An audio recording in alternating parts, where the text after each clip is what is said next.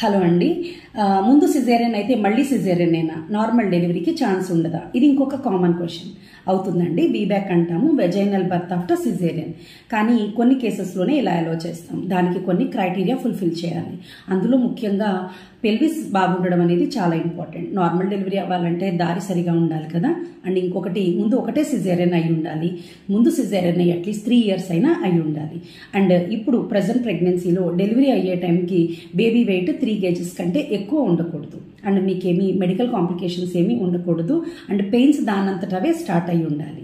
And మీరు ఎక్కడైతే delivery plan చేసుకుంటారో ఆ ప్లేస్లో బ్లడ్ ట్రాన్స్ఫ్యూజన్కి, అలాగే ఆపరేషన్ థియేటర్ ఇలాంటి ఫెసిలిటీస్ అన్నీ అవైలబుల్గా ఉండాలి.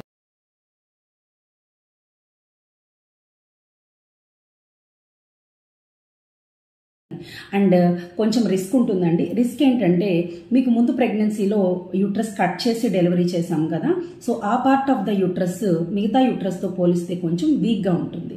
సో ఎప్పుడైతే మీరు యూట్రస్ అంతా స్ట్రెచ్ అయి ఉంటుంది కదా డెలివరీ టైంకి, సో ఆ టైంలో ఆ పార్ట్ కొంచెం పలచబడుతుంది.